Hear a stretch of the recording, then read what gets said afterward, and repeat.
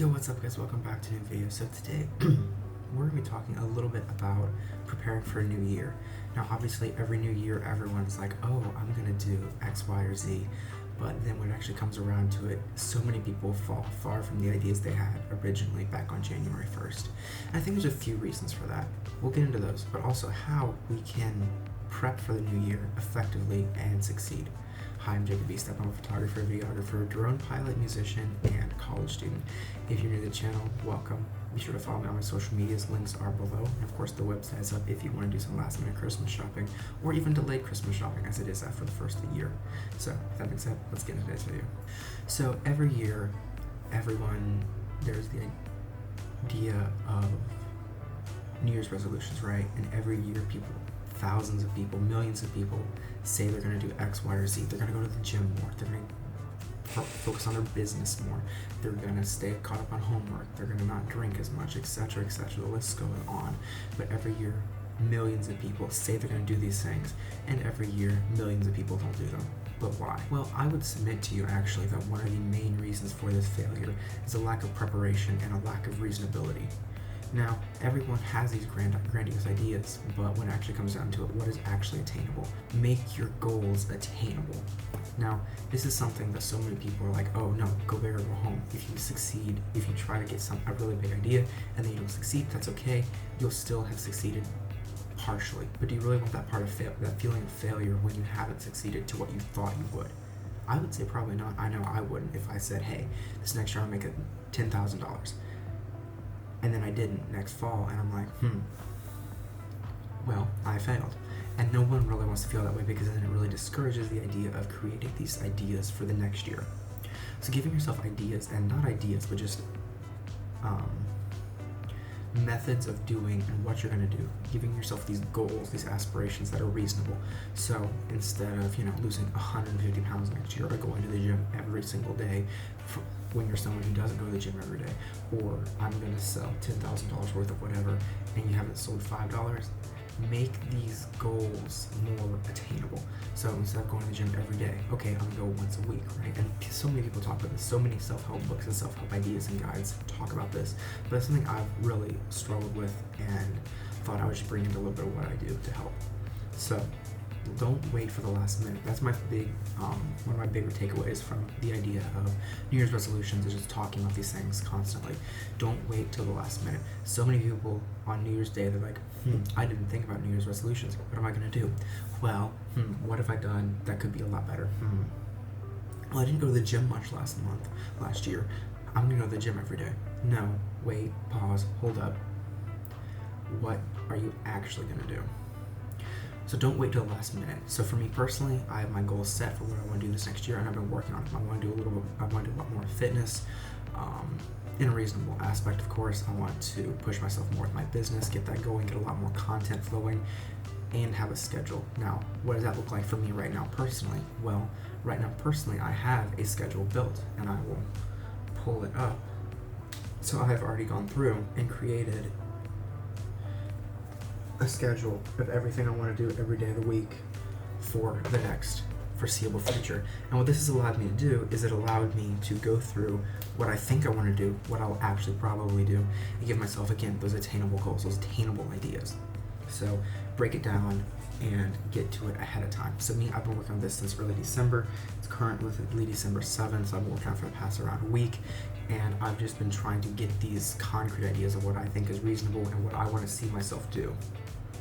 And of course, everyone has these ideas like, oh, I'm here at 4 a.m. every morning. And granted, that is when my schedule actually starts. But I've done that for a while in the past, and I actually find it very useful because it gets me up. But that's a whole other tangent for another video. But just giving yourself something that's reasonable, concrete to latch onto. So, concrete. I use that word quite a bit.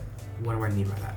Well, concrete ideas are something that you can see. It's not at some point in the summer, I will have done something along the lines of, no, say by July 15th, give yourself that deadline. By July 15th, I'm going to do X.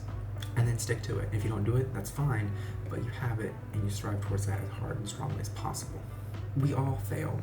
No one always succeeds. So how can we loop ourselves back into these ideas, these plans? Well, there's a lot of ways you can actually use to pull yourself back in.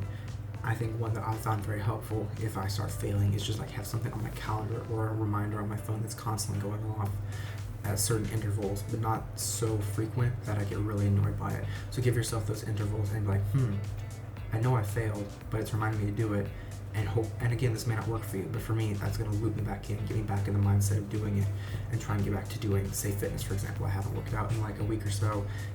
I got the reminder like, I should really do that, and then just get back in the grind and get back to working out again. And there's a lot of ways you can actually pull yourself in. I think having an accountability partner is something I also want to touch on here. Is that can be a way to pull you back in. If you're doing this with someone else, say fitness, for example, then being like, hey, where were you for the past week? Didn't see you working out. How's that going? Have someone come alongside you and help you move along towards your goals. Now, this isn't always a positive thing. It can be negative, and I do understand that. And I do understand that isn't always coming from the best place, but I would still encourage you to find an accountability partner or just something that's going to keep you accountable on your goals. And I mean, like I said, be reasonable. Don't go so far that you know you're not actually going to be able to attain it, because if you can't attain it, then you're just going to feel like a failure. We don't want you to feel like a failure. We don't always succeed. We don't always do our best, but I want you to push and continue on. So having goals like this is something that is really good.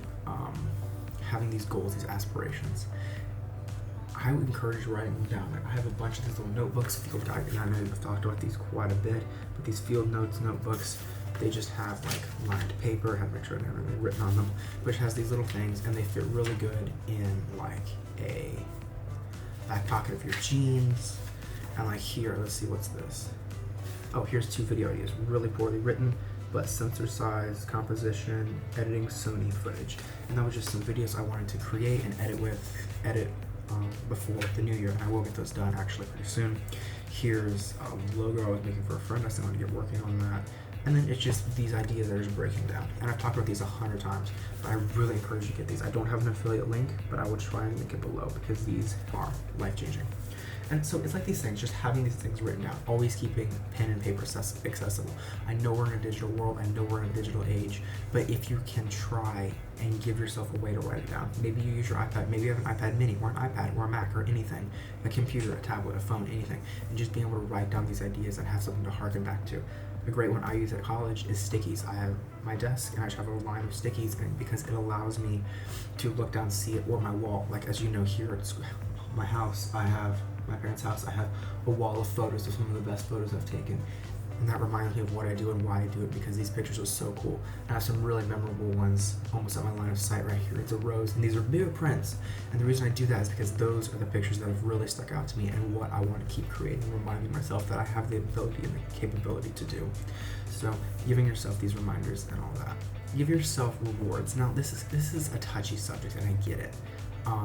Rewards can work for some, they cannot for others. Sometimes it can just be kind of a coaxing idea, but I would still encourage you to give yourself some form of affirmation, and that could go back to your accountability partner, like we said previously, but give yourself some form of affirmation, some form of, hey, you're doing good, you're succeeding. Because when you do that, you're like, hey, either I see myself doing this or someone else sees me doing it, and you're helping yourself succeed. So those are just a couple ideas. Don't wait until the last minute.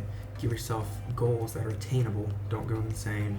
Give yourself concrete ideas, something you can latch onto and watch the progress go, almost like a progress bar. Give yourself ways to pull yourself back in. Be it an accountability partner, reminders on your phone. Give yourself something you can latch yourself back into with. Maybe it's your playlist. You just have a pinned playlist on Spotify.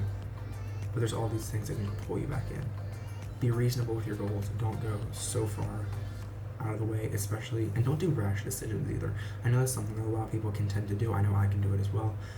Just like, hey, we're going to be so crazy and just completely radically change our life. That's not going to work. It's not going to stick. So be careful with that, and also giving yourself those rewards along the way. If you found this video helpful at all, be sure to like and subscribe. Comment down below what you want to see in an upcoming video, and I'll catch you guys over on social media and my next video. If you want to buy any of my prints, because you could do that, check the link down below, jacobestepphotography.pigfair.com, or my website to buy my other merch, jacobestepphotography.com. Links are below for my social medias, where you can follow me and keep up to date on all my latest social media postings and what I do day to day. Catch you guys next video. Take this, fam. Peace.